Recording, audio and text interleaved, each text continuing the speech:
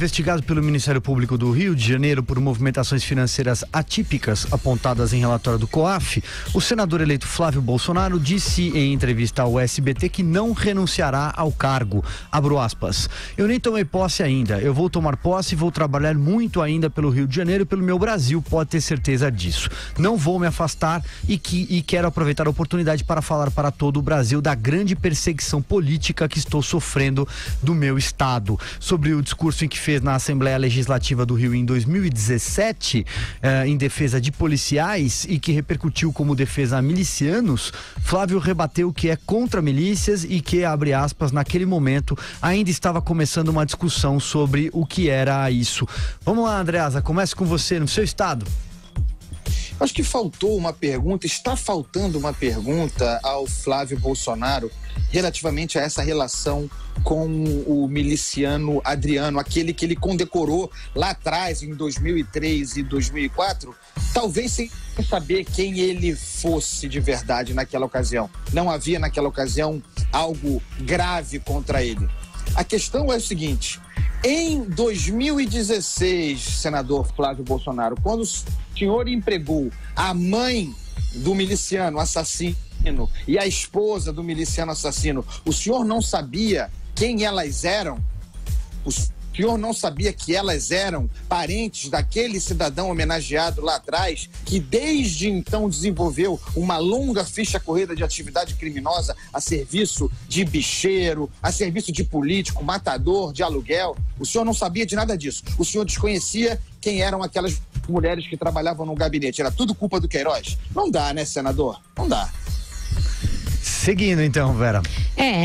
Isso já é grave, mas também quando Flávio Bolsonaro homenageou Adriano Nóbrega Magalhães, numa das vezes ele já estava preso sob acusação de um homicídio no qual ele chegou a ser condenado, mas depois o júri foi anulado e essa decisão foi revista e ele foi absolvido. Então já havia alguns subsídios quando das homenagens também para que aquilo não fosse feito. O próprio Jair Bolsonaro chegou a usar a tribuna da Câmara em Brasília para criticar a condenação desse PM. Então era alguém cujas atividades eram conhecidas e a família, na ocasião, achava que eram injustas as acusações que pesavam contra o PM e que de lá para cá só se agravaram. Ele teve ali alguma colher de chá da justiça, mas a própria PM achou por bem expulsá-lo pela sua relação com o jogo do bicho e com outros contraventores.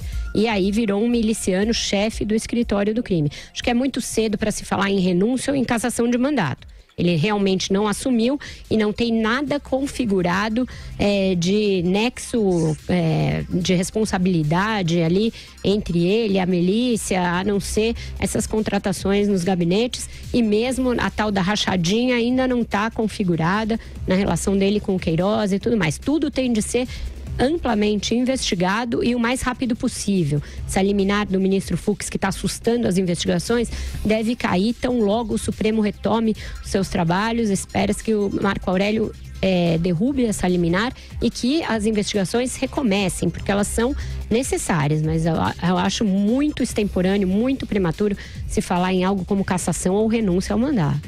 Joel, sua análise. Exato, é cedo para se falar em renúncia, mas uma coisa está bem clara agora.